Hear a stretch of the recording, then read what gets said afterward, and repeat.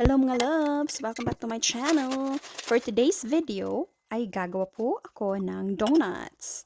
Dahil tagutom po ngayon, so naisipan ko pong gumawa ng donuts. So first ay 3.5 cups of flour. So naubos na yung isa kong pack ng all-purpose flour, so kumuha ako ulit ng bago. So pangalawang gawa ko na po yan ng donut. So ayan na po siya. So after nyan, sugar, pinakita ko. 1/3 cup ng sugar lang po. Wow, iwas-iwas pa tayo sa mga matamis. Napakasarap po ng donut na yan. Dahil ako po ang magawa. Charot! So, 7 gram ng yeast. Hinalo-halo. Mekas-mekas lang.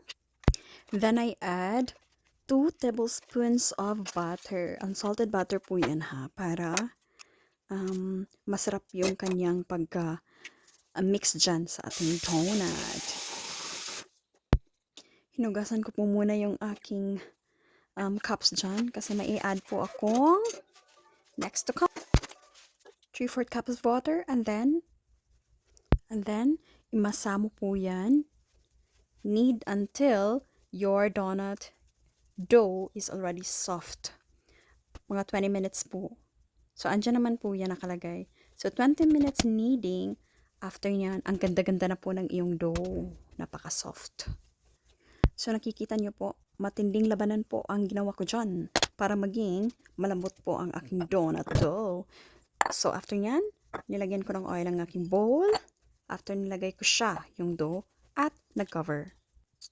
For 5 minutes, tinanggal ko na yung cover. At eto na po ang aking gagawin. Yan po, ginamit ko ang rolling pin at ayan, nagmamasa po ako ulit. Ayan siya, ayan. Roll lang yung rolling pin dyan sa iyong dough, sa ibabaw ng iyong dough. At saka ako gumawa, nagpoporma ng mga bilog-bilog para sa aking donut bago ko siya i-fry. So, para-paraan po dahil wala po akong form para sa donut. So, ayan na po ang aking ginamit, no. Para lang makakain talaga dahil tagutom po sa mga panahon yon. Ngayon, ayan na siya. May donut na ako. Nilagay ko siya. Itinabi ko na po yung mga bilog-bilog na dyan para mamaya ulit before ko siyang i-fry. Ulit-ulit lang po ang gagawin, mga labs. Ayan na siya, no. Siguro mga 12 pieces ang nagawa ko dyan. So, bali yung 12 pieces na yan ay pang snacks namin ni Patty. Dahil nga po, tagutom. So, kailangan namin ng mga ipapasok sa aming mga bibig para mabusog naman ang aming mga tiyan. So, ayan na po siya. So, i-cover ko po siya. 40 to 50 minutes po ang wait ko dyan. So, ayun na po mga loves. Nagpa-fry na po ako ng aking donuts. Lightly brown lang po siya kasi gusto ko yung fluffy. Ayoko nang yung sunog-sunog. Pero meron po talagang mga sunog kasi gusto ni Patty yung may sunog tsaka yung sa asawa ko.